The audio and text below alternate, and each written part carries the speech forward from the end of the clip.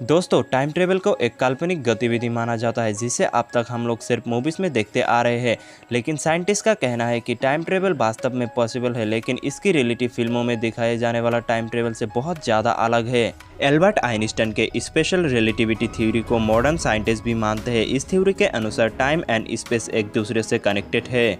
इस यूनिवर्स में स्पीड की भी एक लिमिट होती है, क्योंकि कोई भी वस्तु लाइट की स्पीड से तेज ट्रेवल नहीं कर सकता। लाइट की जो स्पीड होती है वो है 1,86,000 माइल पर सेकेंड। अब क्वेश्चन ये है, स्पीड का टाइम ट्रेवल से क्या कनेक्शन है। दोस्तों, आइंस्टाइन के थ्योरी के अनुसार आप स्पेस में जितना तेज भागते हैं उतनी ही समय की गति धीमी हो जाती है।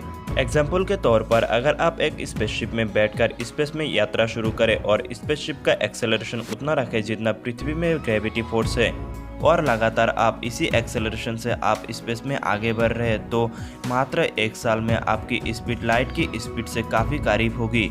और तब आपके पास जो घड़ी होगी उसकी स्पीड अर्थ पे जो घड़ी है उसकी तुलना में स्लो चल रही होगी।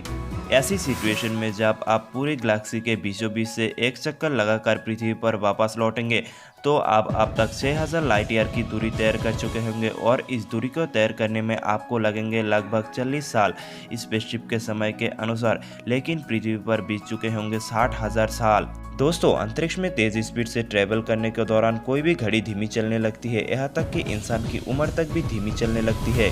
तभी तो लाइट की स्पीड से 40 साल तक ट्रेवल करने पर इंसान पृथ्वी पर 60,000 साल आगे फ्यूचर में चला जाएगा।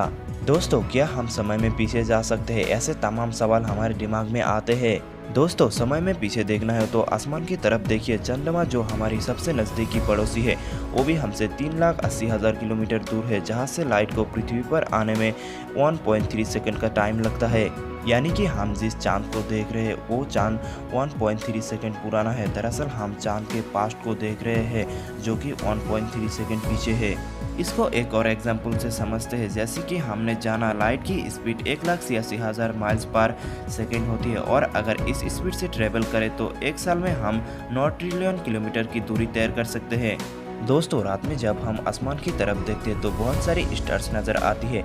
ये स्टार्स हमारे पृथ्वी से बहुत ज़्यादा दूर है। उनमें से जो स्टार्स पृथ्वी के सबसे नज़दीक है वो है अल्फा सेंचुरी, जिसको हम अपनी खाली आंखों से भी देख सकते हैं।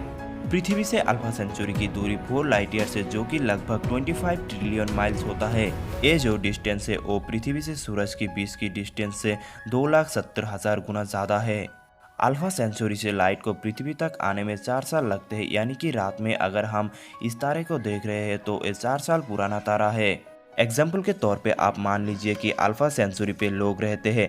आप जब पृथ्वी से टेलीस्कोप की मदद से अल्फा सेंचुरी को देख रहे हैं तो आपको एक प्रेग्नेंट लेडी देखती है, पर एक्चुअली में वह अल्फा सेंचुरी में लेडी ने अपने बच्चे को जन्म दे दिया है, और वो बच्चा करीब 4 साल का हो गया होगा। पर हमें पृथ्वी से उस लेडी की 4 साल पुरानी जिंदगी देखने को मिल रही है। यानी कि हम उस तारे को समय से 4 साल पीछे देख रहे हैं। दोस्तों, टाइम ट्रेवल समय में पीछे जाने की थ्योरी को मैथमेटिक्स एंड कैलकुलेशन के हिसाब से पॉसिबल पाया जाता है, पर दोस्तों इसे प्रैक्टिकली पॉसिबल कर पाना अभी तक नहीं हो पाया है। दोस्तों, एक सवाल जो हमारे दिमाग में अक्सर आता है कि टाइम ट्रेवल से जुड़ी कोई घटना हमारे पृथ्वी पर अभी तक घट चुकी है क्या? साल 1934 में British air marshal sir Robert Victor Goddard अपने प्लेन को उड़ाते वक्त स्कॉटलैंड के आसमान में भटक गए थे।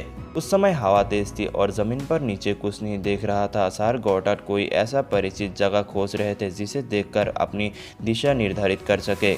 उस समय स्कॉटलैंड में बिरानपरा एक हवाई अड्डा उन्हें नजर आता है, जहां पीले रंग के कुछ विमान खड़े थे जिनका देखभाल नीले वर्दी में पहने कुछ गार्ड कर रहे थे। सर गॉडार्ड का विमान उस हवाई अड्डे के काफ़ी नज़दीक से उड़ने के बावजूद वहाँ नीचे मौजूद लोगों को किसी प्रकार की कोई भी प्रतिक्रिया नहीं हुई। हालांकि वहाँ पे तेज़ धूप थी और सर गॉडार्ड को कुछ अजीब सा महसूस हुआ। सर गॉडार्ड अपना विमान वहाँ से दूर ले गए और अपने अड्डे पर उतर गए। जब उन्होंने प्लेन हवाई अड्डे के बारे में मालूम किया तो पता चला कि वो हवाई अड्डा पर कोई भी विमान पीले रंग का है ही नहीं। वो जगह अभी अभी पूरी तरह से उजड़ा पड़ी है। ठीक 4 साल बाद 1938 में ब्रिटेन की शाही वायुसेना ने उस हवाई अड्डे को ठीक करवाया और साथ ही साथ विमानों का रंग भी पीला करवाया। एयरपोर्ट को ठीक करना और विमानों का रंग पीला करना ये सब तुरंत किया गया था, पहले से डिसाइडेड नहीं था। ये माना जाता है कि 1934 में आसमान में भटके सर गॉटार्ड समय से 4 साल आगे की दुनिया में चले गए थे। दोस्तों ऐसी और भी कई घटनाएं हुई है जो टाइम ट्रेवल के रहस्य को और भी रहस्यमय बना देती है, हमको सोचने पर मजबूर कर देती है। ऐसा कैसे पॉसिबल हो सकता है? ऐसी और भी घटनाएं हुई है जिनका जवाब हमारे पास नहीं है। इन घटनाओं से हमें टाइम ट्रेवल का प्रूफ तो मिलता है, पर इसको समझने में हमें और भी वक्त लगेगा। दोस्तों आज के लिए बस इतना ही, मिलते हैं एक और वीडियो में। और अगर इन्फॉर्मेशन अच्छी लगी तो वीडियो को एक लाइक ज़रूर करें।